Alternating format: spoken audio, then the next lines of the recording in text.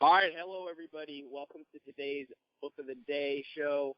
I'm here in my backyard at Beverly Hills, and I'm on the phone with one of the greats out there right now, Gary Keller. I'm sure if you watch any of my stuff, you've seen that I recommend his book, The One Thing, as one of the top books in my top 150. He's the chairman and co-founder of Keller Williams Realty, which is the largest residential real estate company in the United States.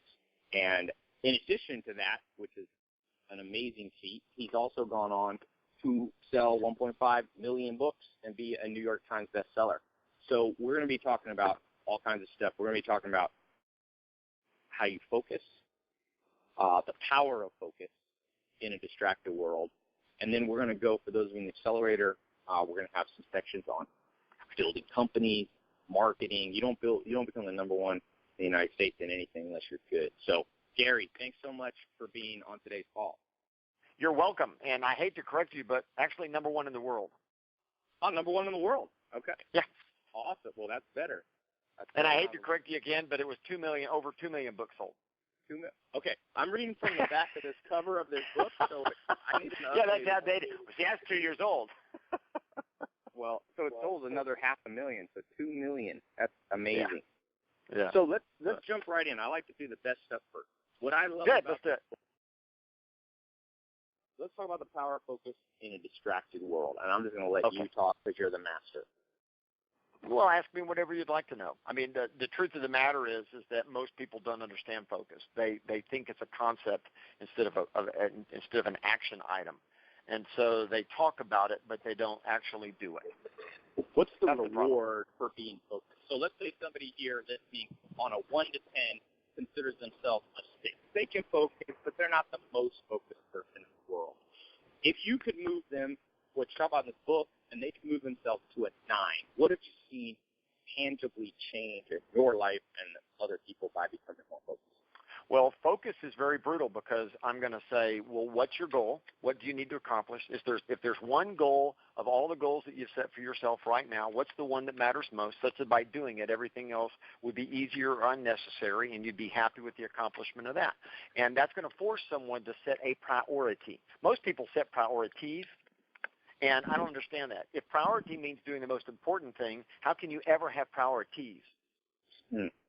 You can't have the most important things. It doesn't actually make sense.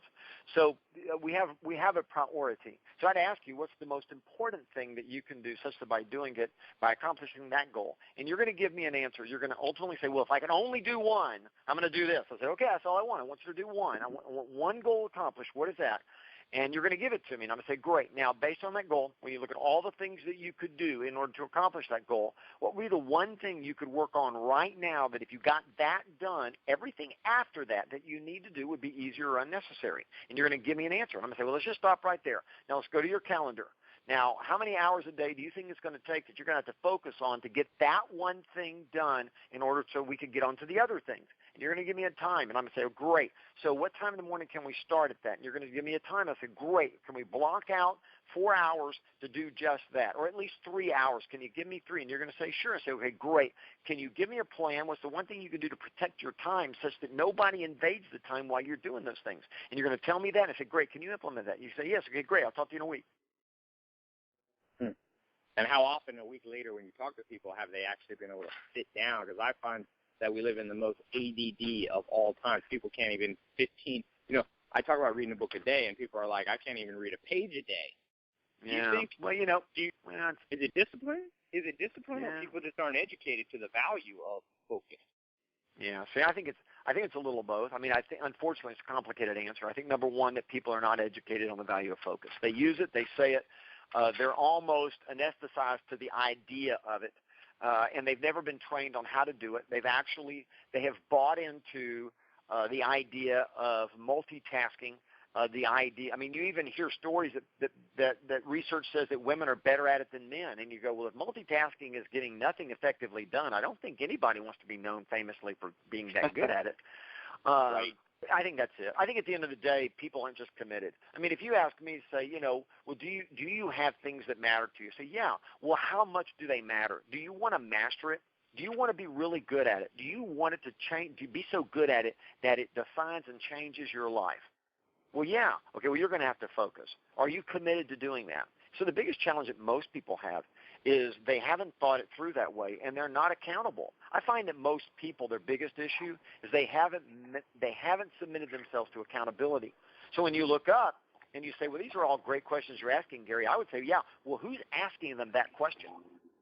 Who's holding them accountable to do it? Because at the end of the day, no one succeeds alone, and being held accountable is probably the most important thing in actually achieving your goals. You can't name me one athlete that is an elite athlete that doesn't have a coach. You can't name me one elite actor or actress who does not have a coach. You cannot name me one elite musician or artist who does not have a coach. Yeah. Oh, I totally agree. Power of mentors. If you list it out, it's everybody that does something big. Yeah. Let me ask you this. Let me add, this book, one of the great parts of this book is you have if you don't have this book, trust me, go out and get it. There's a reason it's the #1 Wall Street Journal bestseller.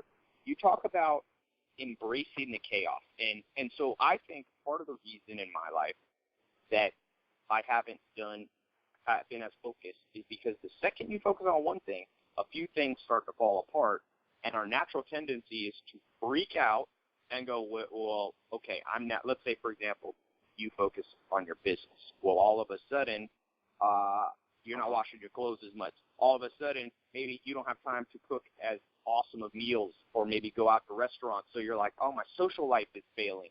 Oh, my, physical health is here. And obviously, you don't want anything to go into complete chaos. But can you talk about how we need to learn to embrace some chaos? Because it's inevitable when you become more focused. Sure. The problem is that most people haven't bought into the science of success. They buy into physical science. That's easy, right? You say, look, do you believe in air? And someone says, sure. I say, well, have you seen air? And they go, well, no. Well, you can't see air, Gary. I said, sure. No, you can't. I understand that. So why do you believe in it? Well, I've seen the effects of air. Oh, okay. So you believe in the science, the physical science of air, because you haven't ever seen it, but you've seen the effect of it. Yeah, okay, great. Well, do you believe in gravity? Well, yeah. Well, have you ever seen gravity? Well, no. So how do you believe in gravity if you haven't seen it? Well, I've seen the effects of gravity, and I don't want to defy gravity, You go, sure. So once again, you believe in the science, the physical sciences, not because you see it, but because you see the effects of it? Sure. Okay, well, that's the science of success. We don't see it, but we see the effects of actions in life. And people have lived before you, by the way. You're not the first person to try to wake up in the morning and have a life. So people over time, just like they've discovered the science, the physical sciences, if you will, they've also discovered the success sciences. Now, the problem is you've never studied the success sciences, nor do you give it credibility. So you have not given yourself over to faith of things unseen. We see the effects of your actions, so we can tell you that over time, these are the things you should do that, in fact, are going to give you a better chance of succeeding. But because you think it's in a wives' tale, you don't buy into it. But it's not. It's actually a success science based upon research and results. And by the way, the #1 issue is the 80-20 principle. The 80-20 principle is the foundational issue of all success. Why? Because it says that everything does not matter equally. And you're going to, if you have 100 things to do, let's narrow it down. You have 10 things to do. 80-20 principle says that there's a small amount that matters more than the rest. And it could be 1, it could be 2, it could be 3. It's not specifically 20%, but it's going to be a small number. The problem is when you focus on those 2 or 3, what's going to happen to the other 7? They're not going to get done, or they're going to have to wait. And you're going to have to make peace with the chaos or the mess that those things don't get done so that you get the other done. Oh, by the way, what a lot of people do is they say, well, I'd rather focus on the numbers, so I'm going to focus on the 7. The problem is you've mastered in the minors. What you've really done is majored in doing minor things that don't matter. So you're going to do all the other 7 things, and that's only going to get you 20% to your goal. Yeah. And by the way, you say that doesn't make any sense. I hate chaos. Well, fine. So what? Then jump off a building because you're going to defy gravity too. You're defying the science of success, and you think you're going to succeed anyway? You are not. You're going to be average, and if you're above average, you got lucky.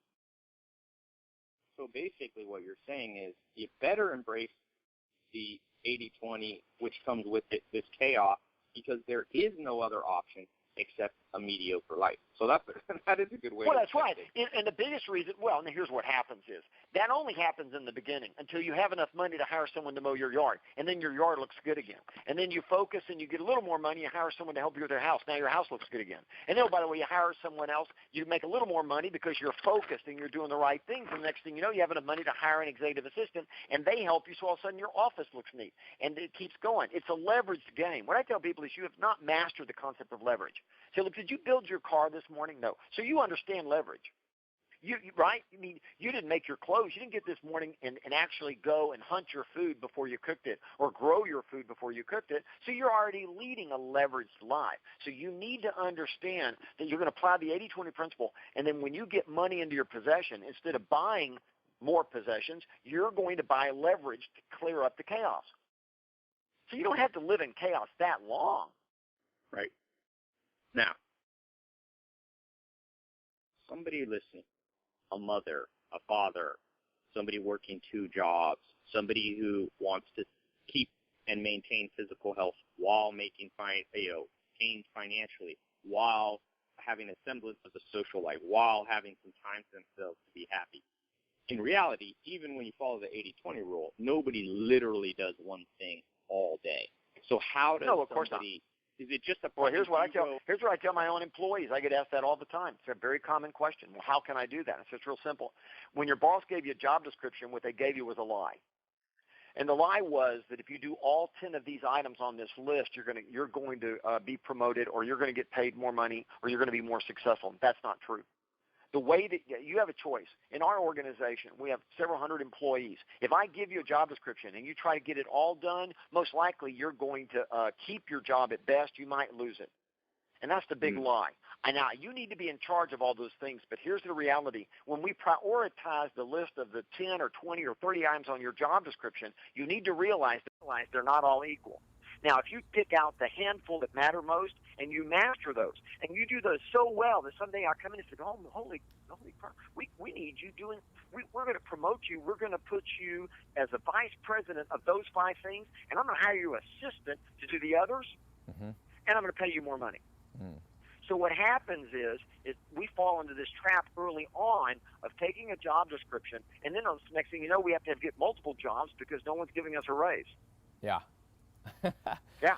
So what it is then, in terms of this focus, it's understanding that inevitably you do have to do multiple things. But is it a good rule of thumb we could say your main thing that you do, you spend 3 hours a day first? Because I've read and experienced, do the hardest thing first.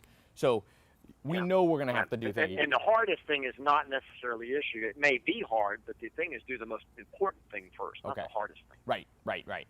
Okay, so you do, and is that a kind of a good rule of thumb, 3 or 4 hours? They're obviously not going to be able to spend 11 hours on necessarily. Well, the reason, let me tell you where that number comes from. The number comes from the concept of mastery, and the research says it's going to take somewhere close to 10,000 hours for you to do that. So it's going to take you 4 hours a day, 5 days a week for 10 years to master something. Now, if you did that just for 4 or 5 years, you would already be ahead of 70, 60%, 80%. So you'd be way ahead of the general population just after a couple of years. But if you wanted to get to the elite status, oh, by the way, if you want to be number 1 in the world in your category, by the way, let's back it up. I've been number 1 in my city since I was 30 years old. I've been number 1 in the United States. I've been number 1 in the world. So I just didn't wake up tomorrow morning and all of a sudden achieve those things. The issue is you get that through focus. Yes. You get that through doing the key things, and that means you're going to have to be really good at the thing that drives that business more than anything else. When I was 25 years old, they made me the vice president of expansion for the largest real estate company in my market. And the reason they did that was because I did one thing better than all the other people that were applicants for the job. What was the one thing? Was it sales? I recruited better. My sales management, I brought in more people into the firm who succeeded than anyone else. Everything else about the job I didn't care about. Yeah. I can leverage that. So, yeah, they complain about me in the business because, oh, my gosh, he's not doing this. Oh, he's not doing that. I says, well, I don't have time to do that. You gave me too many things. The problem is you're not into helping me be successful. You just want me to do the job. But I'm here to live the best life possible. And you're actually not coaching me to do that. Yeah. Amazing stuff. Amazing stuff. Now this book. Well, it's hard, isn't it? It's hard. Listen to the tone of my voice. Listen to how tough this sounds. And I don't mean it that way at all. I'm letting you listen to my inner voice.